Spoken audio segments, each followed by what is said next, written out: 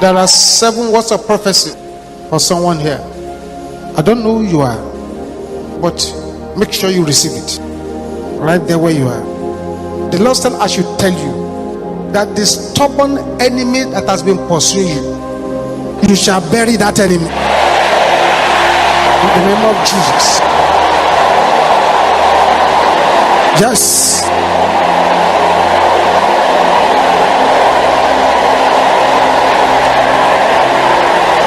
Amen. Number 2, the Lord said you are here, that so far in life you have been struggling and suffering, but beginning from today your celebration has started. Thank you, Jesus. Thank you, Jesus. Thank you, Jesus. Thank you, Jesus. Makate setende yabo. Amen. A mysterious miracle has happened to a woman. Woman, don't be shy.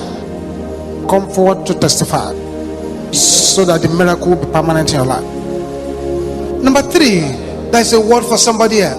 The Lord said I should tell you, and mark these words, beloved. Said, where you have been failing, you will now begin to succeed. That's right.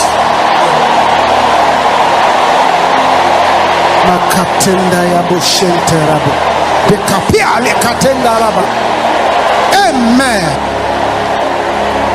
Number 4, you are here. The Lord said I should tell you that where you have been frustrated, you shall be celebrated there.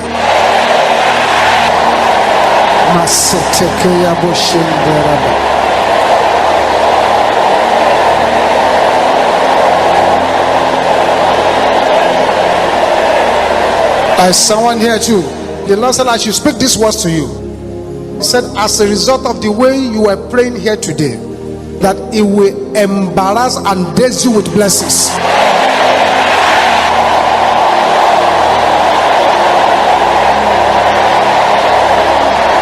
Not only that, the Lord said, I saw one here. Your stolen seat shall be restored to you mysteriously.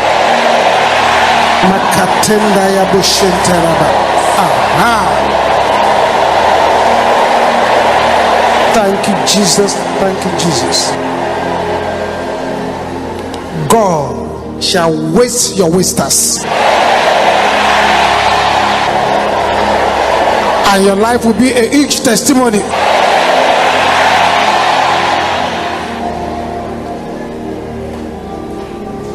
Thank you, Jesus. Let there be complete silence now. Don't say anything again until I ask you to talk. Just keep quiet. Father, I'm praying for this man over there. It's as if a personal rain falls on him when there is no rain. A dark rain falls upon him. Father, where this man is, let your power fall upon him now. Let that yoke be broken. That's the person over there. The parasites of darkness swimming about in the body of this person over there. Mobile parasites moving about in the body. You mobile parasite, hear the word of the Lord. Catch fire in that hiding place and lose your hold in the name of Jesus.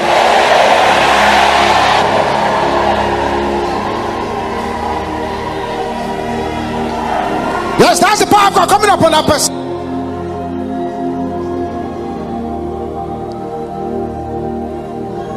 Again, I want to count 7 from here. The power of God will fall upon some people and they may not be able to stand on their feet. Father, I pray for all those who are here and domestic witchcraft of their father's house. I've written down their names in covens, and the coven troubles them every night. Right there where such people are, let your power deliver them. 1, 2, 3, 4, 5, 6, 7. Thank you, Jesus. God of this mountain, He was before I go home.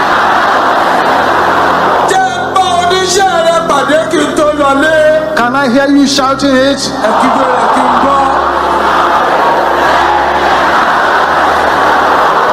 Can you shout it again? In the name of Jesus, open your mouth and pray.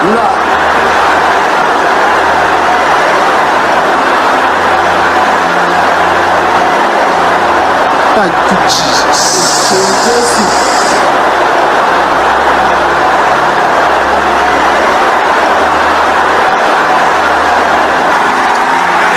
In Jesus' name we pray. Lórúkọ Jésù la gbàdúrà.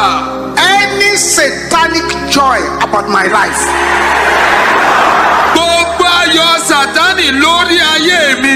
expire in the name of Lórúkọ Jesus. Jésù. Command the satanic joy about your life to Jẹ́ kí ayọ̀ expire Sátánì lórí ayé rẹ̀ ó dòkú. in the name of Jesus. Lórúkọ Jésù.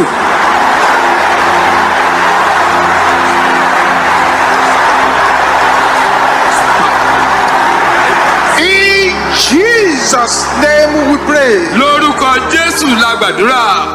Any good oil Òróró rere yòówù stolen from my head. tí wọ́n jí kúrò lórí mi. Can I hear the sisters shouting in Ẹ̀yin anger? obìnrin kígbe rẹ̀ pẹ̀lú ìbínú. Brothers, can I hear you roaring like thunder? Ẹ̀yin ọkùnrin kígbe rẹ̀ bí àrá. Gather back to my head now. Kórajọ padà sórí mi. In the name of Lórúkọ Jesus. Jésù.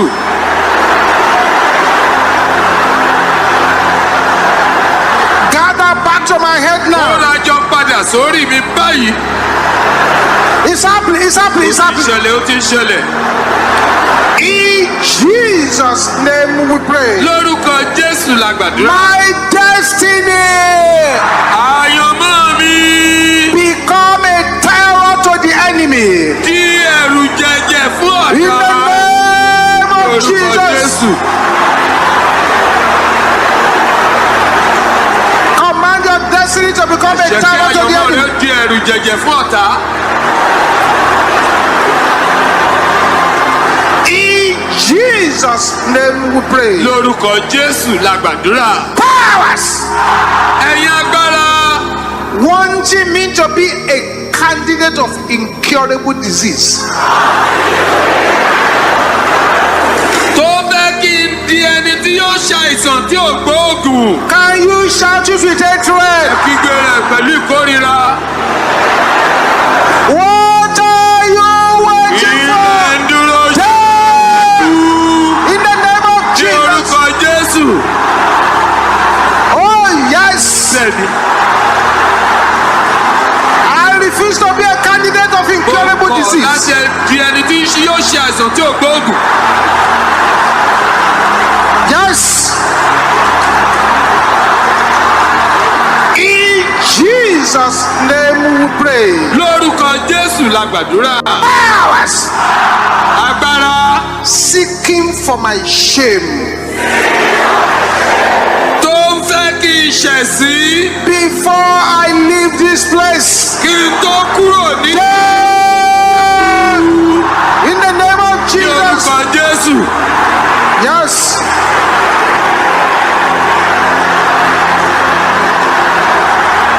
Jesus. Jésù.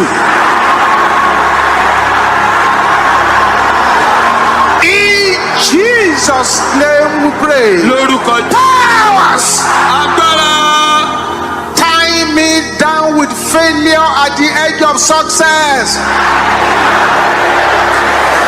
tó fi ìkùnà ní góńgó àṣeyọrí dè mí mọ́lẹ̀. Can you say it loud? Power. Agbára tó fi ìkùnà ní góńgó àṣeyọrí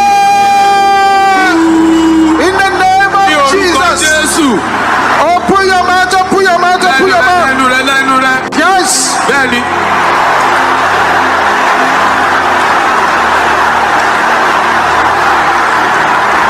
In Jesus' name we pray. Lórúkọ Jésù la My gbàdúrà. Father.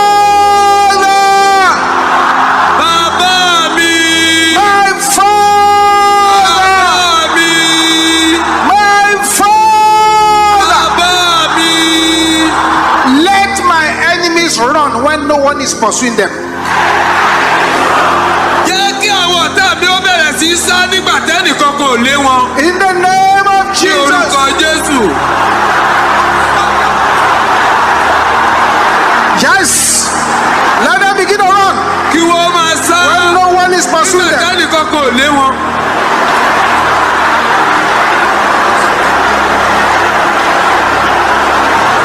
In Jesus' name we pray. Lórúkọ Jésù la gbàdúrà. Shout this loud. Say, every time in my dream, Gbogbo ìgbà lójú àlá mi. oh God, appear and defend me. Ọlọ́run farahàn kó dáàbò bò mí. In the Ní name of orúkọ Jesus. Jésù. Every time in my dream, Gbogbo ìgbà lójú àlá mi. oh God, appear Ọlọ́run and defend me. farahàn. And defend me. And defend me. And defend me. And defend me. And defend me. And defend me. And defend me. Mashika soponde keya boshende rabasanda. Ribo soponde keya boshenda.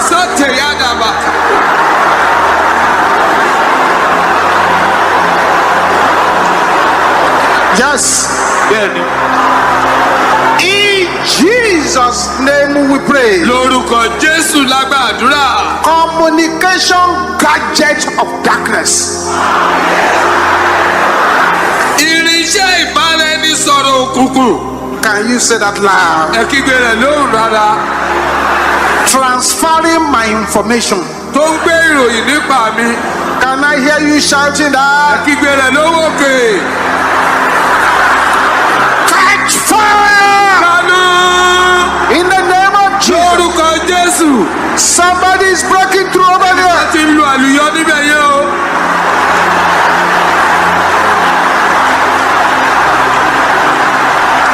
In Jesus' name we pray. Lórúkọ Jésù la gbàdúrà. Camera of darkness. Ẹ̀rọ ìyàwòrán òkùnkùn. Shout it with hatred. Ẹ kígbe rẹ̀ pẹ̀lú ìkórìíra. Taking my pictures in the dark world. Tó ń ya àwòrán mi nínú ìjọba òkùnkùn. Catch fire! Lónà. In the name of Jesus. Ní orúkọ Jésù.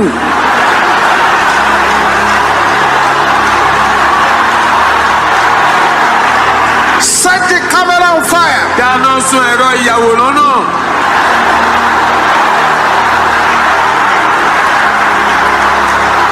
In Jesus' name we pray. Lórúkọ Jésù la gbàdúrà.